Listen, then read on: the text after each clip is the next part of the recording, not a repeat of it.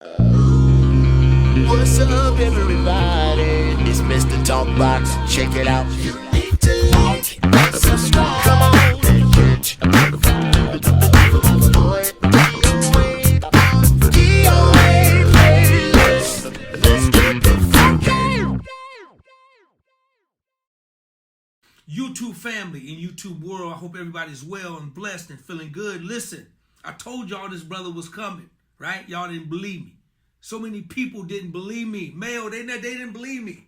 But they see that man right there. They see him right there. They know who he is. You know what I'm saying? He's almost like Muhammad Ali. He can't go nowhere without being recognized. Y'all see that man right there? This is my brother. This is my little brother, Mr. Elijah E.B. Baker. Give it up for him. Lige, come on, man. What's that? Man, you know, by the time you come on here back at these million views, man, I don't know what you've been waiting for, man. You should have me on the show first, but go ahead, brother. I love you. What's happening?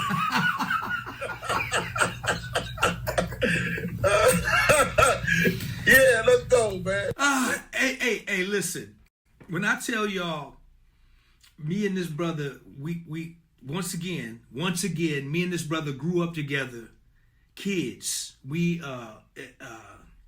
And it was just all about quartet music. We are cut from the same cloth. We come from the same world, from the same environment, from the same culture as kids, over 40 years. And Elijah being in the Bay Area in Oakland, I'm being up here in Sacramento, and we're going back and forth, and our group is we're doing programs together, 3 o'clock programs, 6 o'clock programs, just doing that as kids. And we developed the love and for one another, and it's still it's the same today. And I just want to say, brother, man, thank you, man, for being here, hanging out with your brother, man. I appreciate it, bro. It means a lot, man.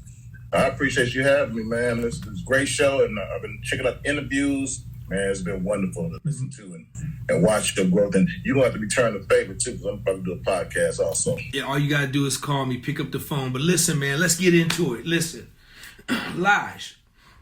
Yes, sir. You grew up in the church, but it was different for us. We grew up playing quartet music. Your dad, right. Your father early on was a strict deacon, right? He was strict deacon. Strict deacon. He might as well have been a preacher our whole life. Strict deacon. My mother was the lenient one. You know what I'm saying? She let us go to parties and listen to R&B music. But man, my father would let us play Monopoly because they had dice in it. Okay, hey, so man, go ahead. We used to practice how to stop just in case he come to the house and like catch us while we play. Man, we have holes and everything set up. Just malicious, man. I get it. You really back then you was doing that. I see why you who you are, right? Yeah, rebellious. Hey, listen, man. With that being said, Lige, what's crazy is that probably like when you were in the neighborhood of like 18, something like that. Correct me if I'm wrong. Is when your career really started to transition over to, you know, being this bass player, doing R&B, your career was about to take off during that time, right? And at that time, I think your dad, did he become a pastor at that time? Was he pastoring or close in that area of time? I don't remember.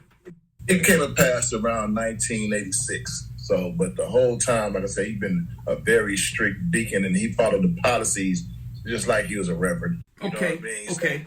So it wasn't no big transition. He was always very much in the church and followed all the religion policies in my household. But Lige, what's crazy is that your dad, man, he had major support for you.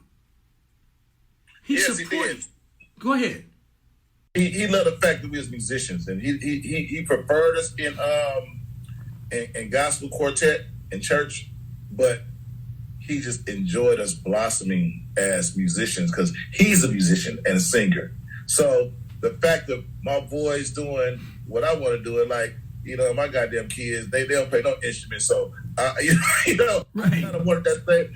But each one of them know how to play a song on the bass, but none of them even was driven to keep doing it. So I didn't force it upon him. He didn't have to force it upon us. Once we picked it up, we just kept going. You know, my brother Eric, he's like 3 years older than me. Like even my household, my sisters, Gwen and Cassandra knew how to play a song on a guitar. My oldest brother Greg, he know how to play bass fluently. And my brother Eric Kenya, he know how to play guitar fluently. And I learned how to play the bass fluently. But me and Eric the only one took it the furthest.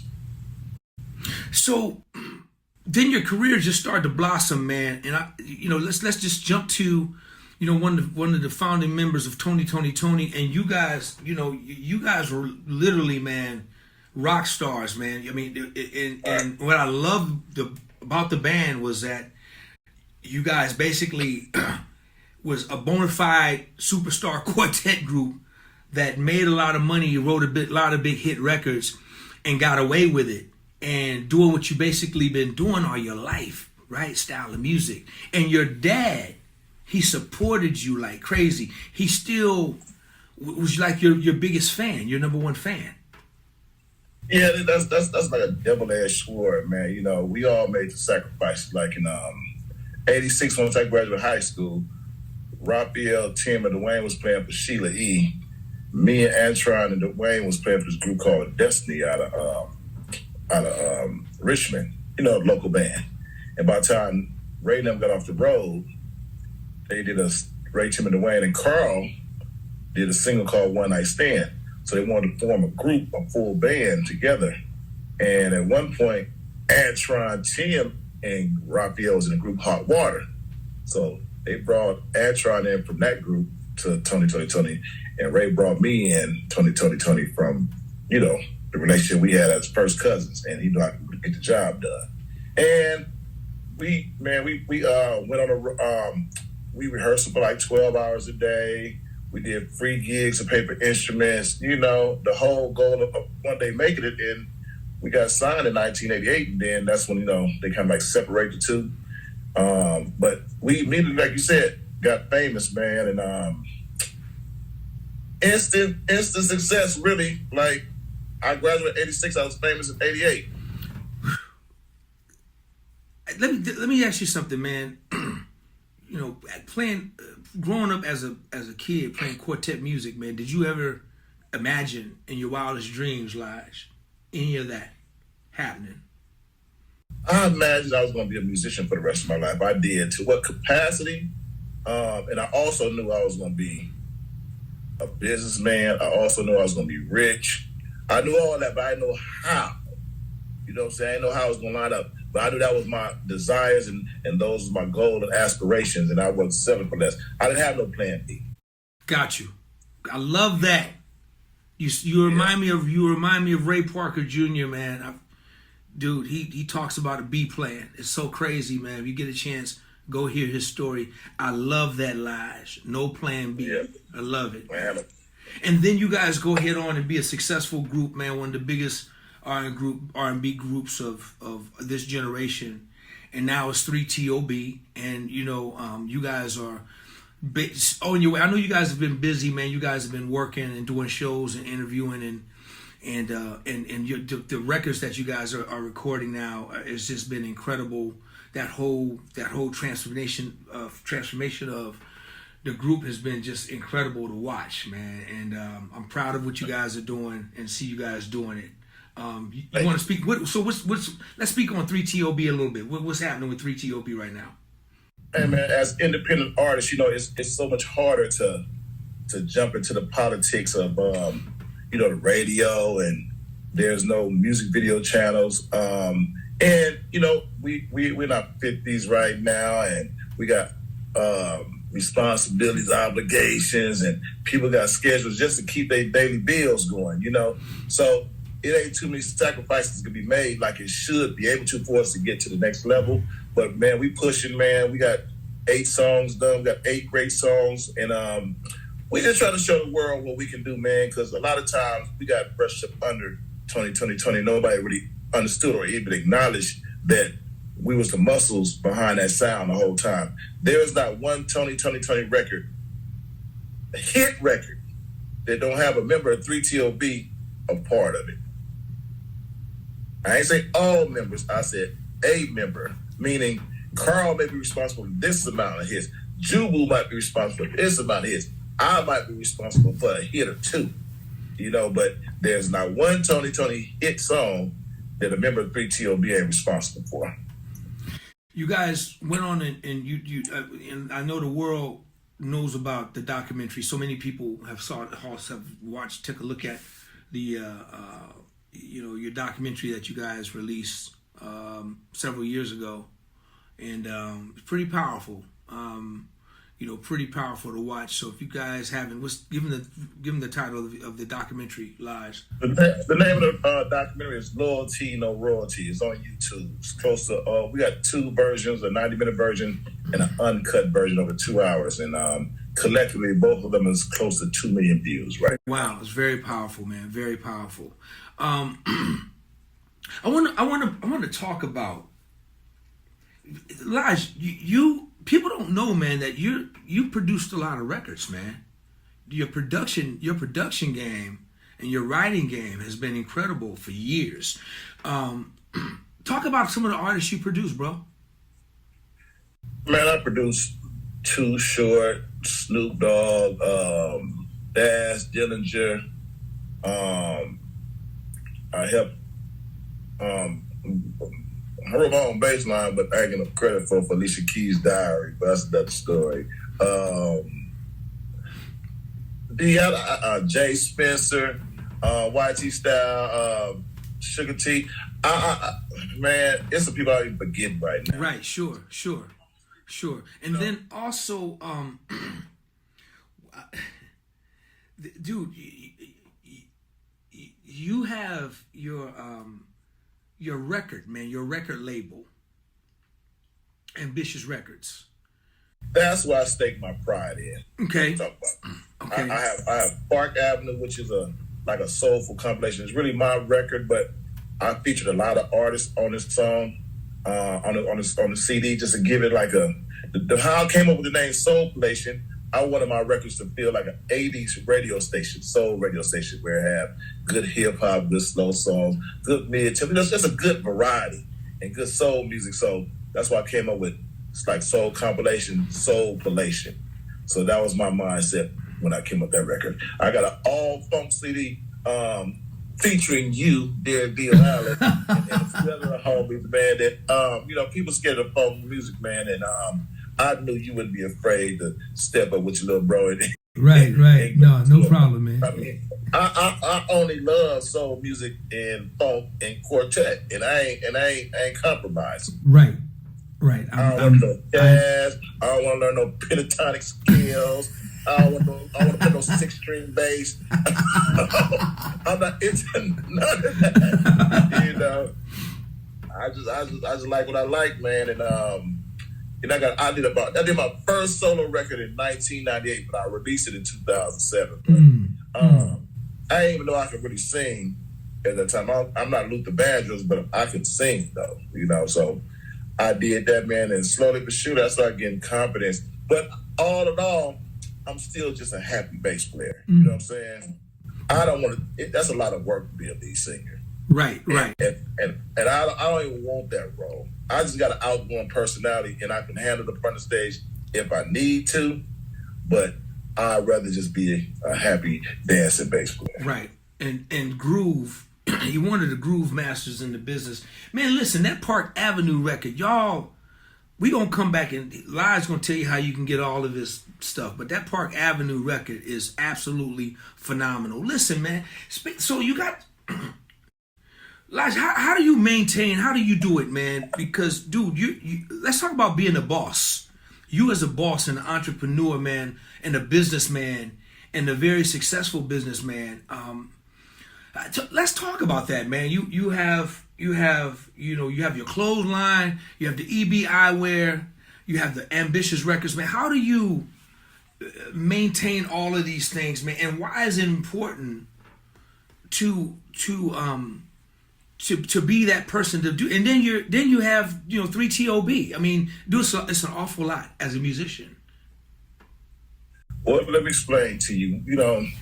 Once the business with Tony kind of went sour, and they introduced me to a lifestyle. I already had I hate to admit it, but it's the truth.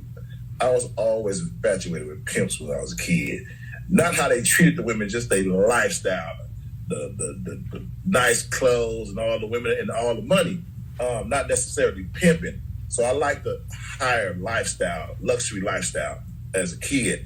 And when I got to Tony's, of course, with the record companies and they American Express, we can go get anything we want to and eating stuff that I can't even pronounce is on the menu. So once I got that lifestyle and got out the group in 1991, Tony didn't disperse my money properly, and I had to go from ground zero back to that lifestyle. I always had a hustler mentality, so I just started hustling and just start doing what I had to do to survive. And I'm not a gambler, but I would gamble on myself because I believe in myself. So how I came up with my sunglasses that I have on now, my EB3 eyewear, is I bought a pair of glasses in Houston in 2004, this company called T2. And they went out of business, and I broke the arm on them. And they was out of business, so I had to find a place. There's a place called 2020 Eye in Sacramento. They was the only place that could fix them, so I drove out there. I said, man, can you help me design my own glasses? So I made some copy that style and put my own little twist on it. So every time I wear my glasses, I always know I get compliments on them, right? Everywhere I go, I get glasses. I was like, these are my glasses. So I said, I'm going to start selling them. So one day I made an IG page and posted. I said, hey, I got EB3 eyewear for sale, and these are $1,200, bro. They all custom made, the ones without diamonds, $750. And I didn't think nobody really going to too expensive, but man, I got like 5 sales in the first day I posted it. I don't have no overhead. I don't have no brick and mortar. They custom made. I sit them out, make my top, and pay my people for making them, and that took off. So I started my record company because no one in the business who I felt should have helped me. So I believe in myself. I believe in the people around me. So I started my company, Ambitious Records. And first album I did was my father, because he, older now, but my father always been a great singer, and I want his legacy to live. When it's time for him to go, his legacy is still here. And man, he been getting rave reviews. That's Reverend Elijah Baker, Palm of My Hands, and his nephew, Raphael Sadiq, helped with the record. My brother, Jubal, BJ, Kemp, Tim Calloway from the Suns, and we just Carl Wheeler, we all merged and did that record. And I financially took care of everything. Then I made sure his record was first. Then I made Park Avenue. Then I did my solo record. Then I did my own record too. And then I did a group called Nephew, but I didn't get a chance to put them out because they had the millennial attitude of they want money now. I'm like, how you want money now when you've been doing a solo record? How many records have you sold as a solo artist? It didn't equate to the money he was asking for. So I was like, I'm not able to do that, bro. Like, that's not realistic, Because how I had it be, I was like, you guys go on tour, make y'all money. When y'all off, y'all come to California, I'll pay for the record, and I'll pay y'all while y'all here. So it ain't like you ain't working for free. We agreed on something, and I pay you when you're here, and you go on back to your lifestyle until I'm able to get enough money in the budget to stop you from doing all that. But in the meantime, I want your free time. So that didn't work for the lead singer, and he just went on with his own thing. But it's no love lost. It's just, how things go. And I still, own all the masters. And I just keep pushing, D. I know I'm 55 now, and my goal is, and everything I ever claimed in life came true. At 60 years old, I want to be worth about $30 million, and I want to have my feet kicked up in all my business endeavors, was working for themselves, I partake in real estate too, broker some deals. I'm king broker of everything. If somebody needs something, I can get it. You know what I mean? Right. And and I'm a very generous person, and that's how I can really say how I remain blessed, because I ain't got no formula, man. Sometimes I don't even have, bro. And I give what I got, and God just bring it back tenfold. Absolutely. All the time, bro. I mean, homeless people be asking me for some ridiculous amount of money. You know, like I got the sign of my head like, ask him. Like, I need $100. I need $100 to get a hotel. And I'm like, all right. I'm like, man, why they always? I ain't got no gas to get to Modesto. All right. Hey man, but that's how you are, man. You are definitely a giving person. I think that's why so many people around you. That's why they love you so deep, man. Also, the clothing line. Let's talk about that. I'm wearing something right now. It's Ambitious Apparel, man. I'm known to be a nice dresser, and I was like, well, let me design my own clothes and sell my own product, put my own swag on things, man. But you know, man, I had some prototypes getting made. I did with some guys overseas. You bulk order, man. My last payment, I sent them jokers, man. They took my money. So now I gotta go find somebody locally that can put my hands and eyes on. They're gonna charge me more, but at least I'm gonna get my product or I can get to them if I don't. They got you, man. Did they get you, bro? Hey, man, they got me good, man. So, but he designed this, and no. I take it. He ain't get him. This was designed in Chicago for my local, but he was a little slow, but he got it done. But my overseas guy, they do all my sweatsuits, my hats and stuff, man.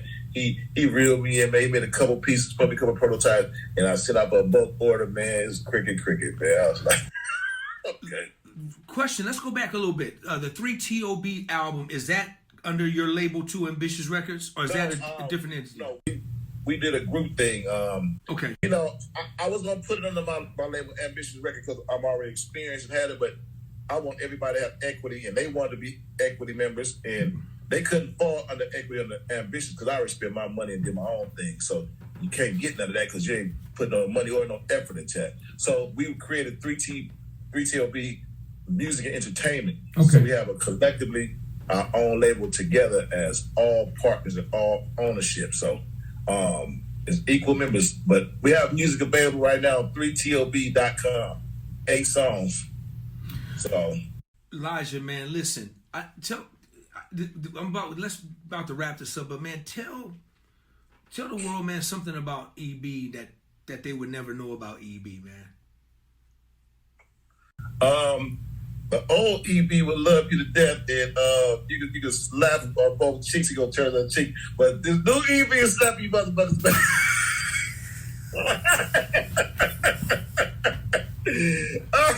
I ain't nice no more. I am slapping all y'all back right now, man. So if I was you, don't mess with me right now. I'm not having it. I'm telling you right now. If you owe me anything, I'm going to get it. Man, dude, this is a family show. What are you doing? Hey, family to know enough is enough. Everybody the threshold, and mine has been met. Man, you crazy fool. I ain't crazy, I'm serious.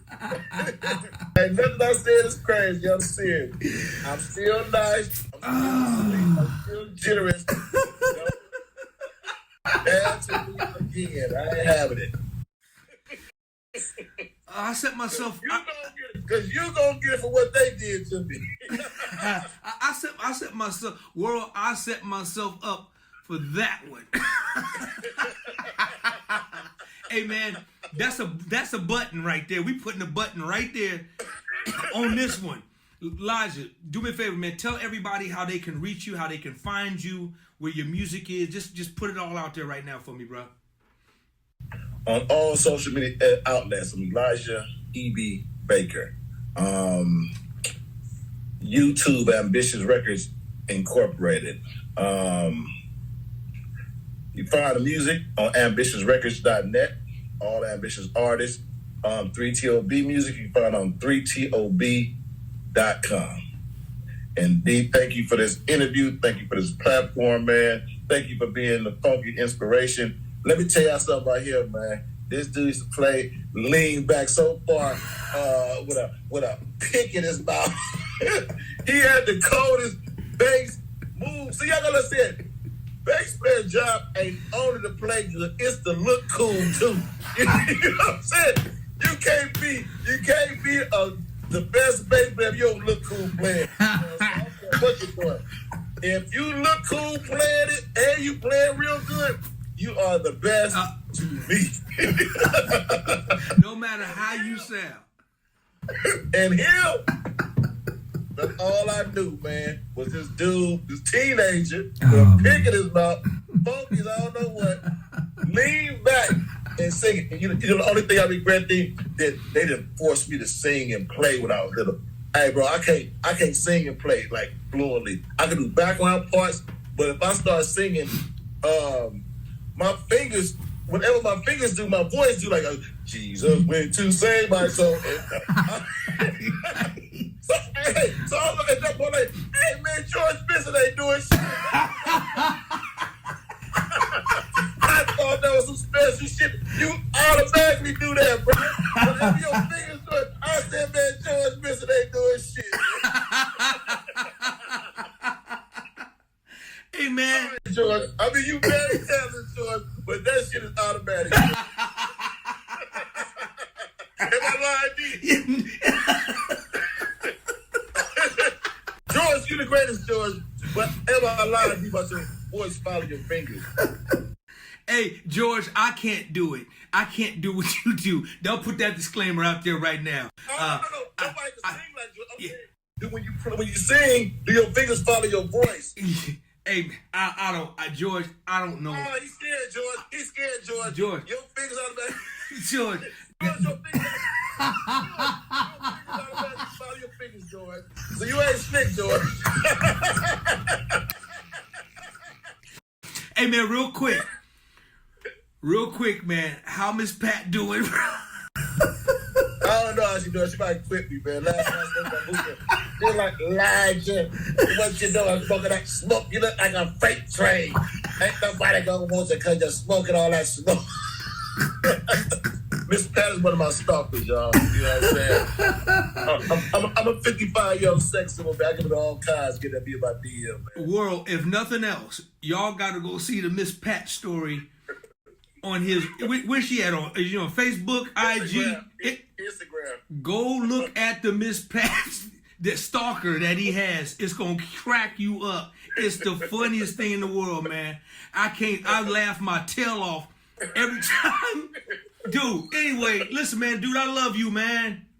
Love you too, love bro. you to death, man. Thanks for hanging out with me, man. I don't think, hey, man, I don't think I laughed this hard. A million views. Come on, y'all need 1 million views because he said. Man, I'm gonna call you soon, man. I love you, boy. Love you too, man. Be easy, bro.